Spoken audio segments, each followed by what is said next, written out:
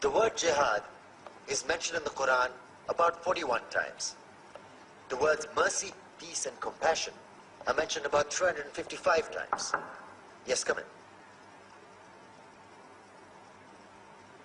Come on in, Riaz. Sit down, please.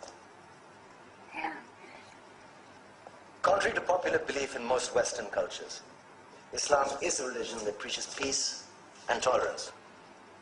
Yes, Patricia.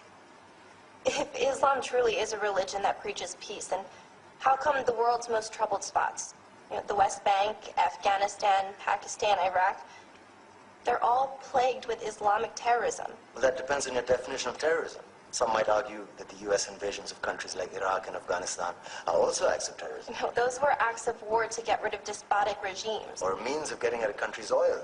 Conspiracy theories. Well, Yeah?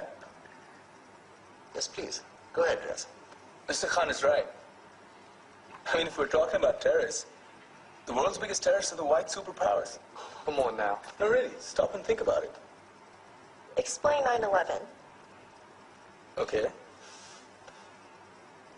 Do you know how many people died in the Twin Towers strike? Around 3,000.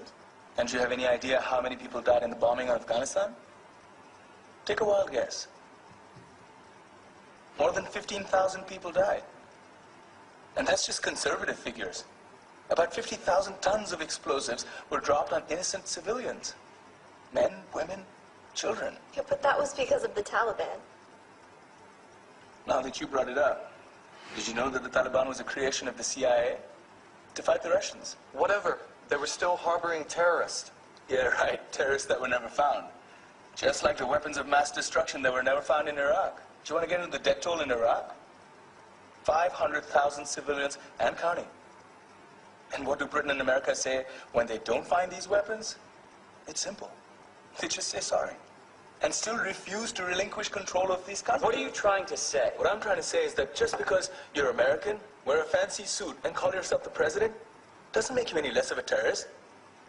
I'm saying that if you don't stop meddling in other people's countries, you will face a backlash. If Muslims like you feel that way, then why don't you get out of our country? We will. As soon as you promise to leave ours.